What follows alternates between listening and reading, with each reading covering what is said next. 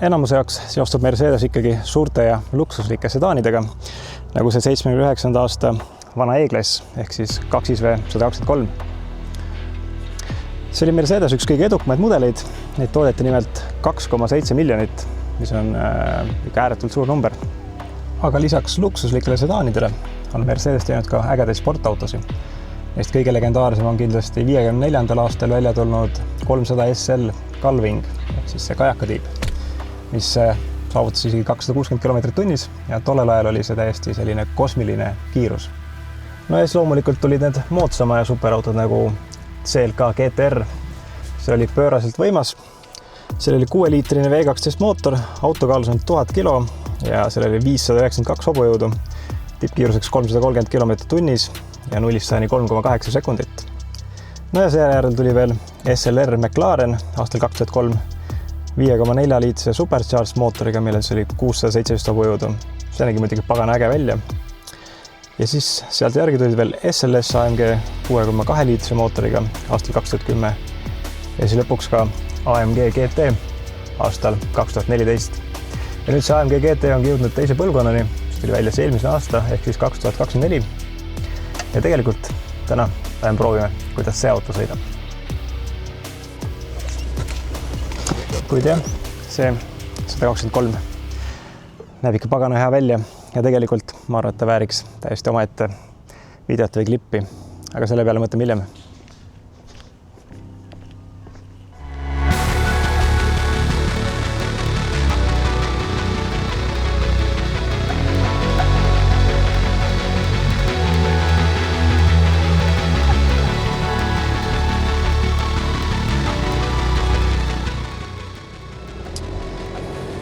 AMG on teinud tegelikult päris palju ägedaid mootoreid ja põhiliselt on nad läinud siis igasuguste nii-öelda tava Mercedeste peale ehk siis erinevad sedaanid, maasturid, kupeed, kabrioletid ja nii edasi.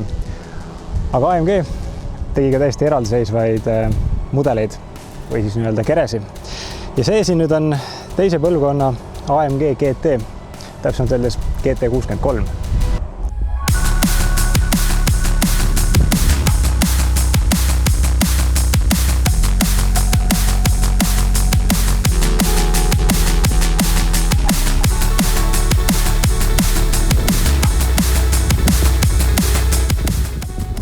Kusjuures esimese põlvkonna AMG GT tuli välja aastal 2014 ja toodeti siis kuni 2022 lõpuni, siis jäi 11 kuud vahele ja siis tuli teine põlvkond. Kusjuures huvitav fakt on see, et esimesel põlvkonnal eriversioon oli nii palju, et ma ei suutnud isegi meelde jätta.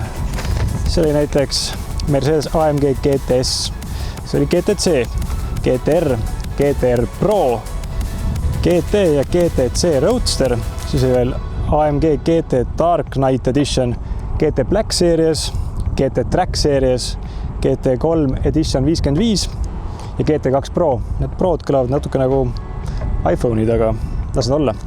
Ühesõnaga, see auto on küll mõeldud rohkem nagu GT autona, kuigi ta peaks ka ringrajal väga mõnus hea olema. Proovime siis, kas on hea.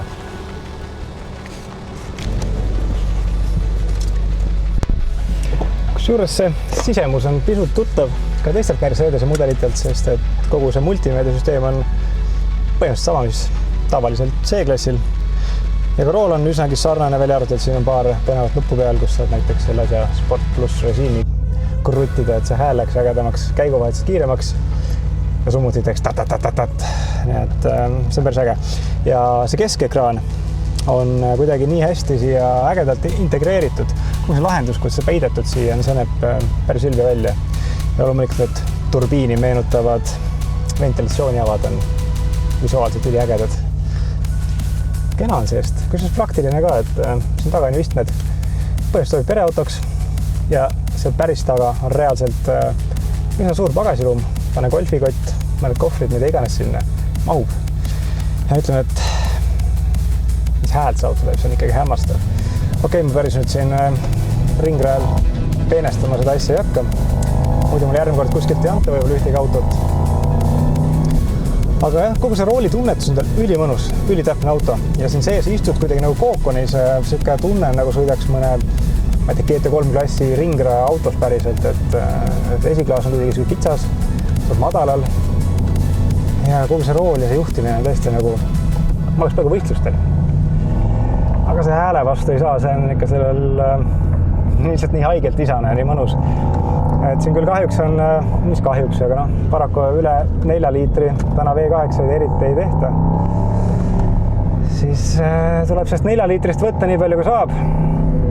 Seal on kilovatte palju, kui ma ei eksi, siis oli lausa 430.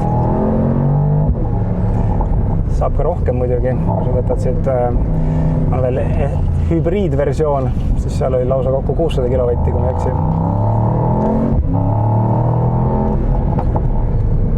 Aga see, kus see käiku alla vahetades tulistab, see teeb pai lihtsalt kõrvale, see on nii mõnus.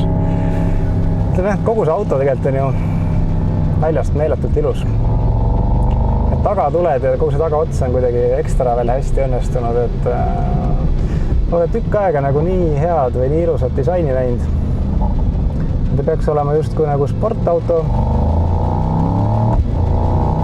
Aga samas on ta ka selline mugav GT-auto, nii et ma arvan, et ta pakub nii mõndagi nii-öelda igale maitsele. Pagana pisike rada on see kruttimist on ikka nagu palju. Ja ütleme, see auto tühimass tegelikult on 2 tonni. See on päris palju. Aga rooli taga nagu see nii väga ei tunneta, et ikkagi ta on, suudab ära petta selle. Jah, võib-olla ta ei ole nagu nii terav, kui on 1000-1500 kilosed sportautod, et nii vahetu, aga ütleme sellise kombinatsioonina, et aegelt käia ringrajal, samas teha sellised mõnusad pikemaid välja sõita. Sellise kombinatsioonina ta ikkagi töötab nagu hästi. Tehakse ikka ilusaid asju ja ägedaid asju.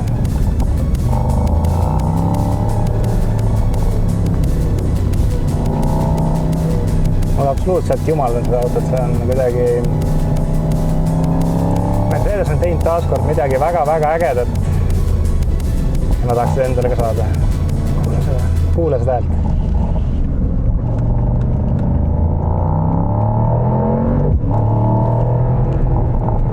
Lihtsalt fantastiline.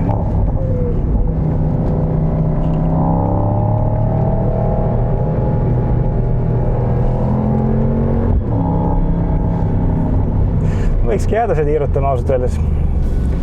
Et kallis Veho, kui sobib, siis ma toon selle auto teile äkki nädala pärast tagasi. Ja keegi hea inimene võiks mulle kanistriga bensiini siia raja äärel tuua. See on üks huvitav asi veel selle auto juures, et see piduripedaal käib üsna raskesti, et sa pead ikka seda nagu sõtkuma. Et selles osas ta meenutab ikkagi sellist nagu päris võidusõiduautot. Et see ei ole selline pehme tavaline švamm jala all sul. Et kui vajutad, siis kohe kõik juhtub ikka, sa pead jõuga pressima. Lisab just sellele autole nagu seda vürtsi ja iseloomu juurde. Ja ei mitte mingisugust kere kaldumist, see kere on nii jäik ja nii paigal ja nii pagana stabiilne. Tegelikult tahaks proovida niimoodi päriselt hooga ja kiirel ringrajal, sest ma arvan, et see auto saaks seal fantastiliselt hästi hakkama.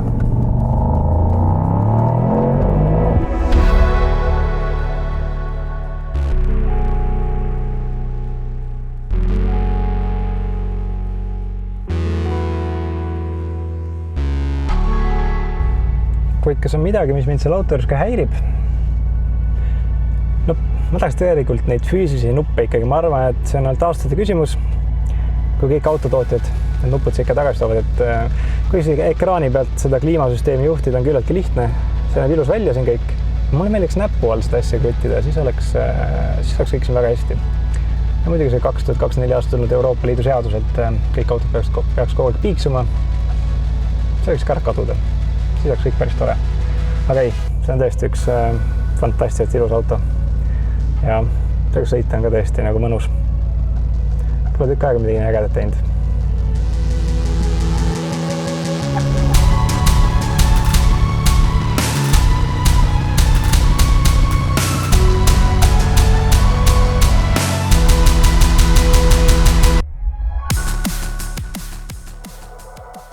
The silhouette's burning, embers rising high, like a chemical fire. flame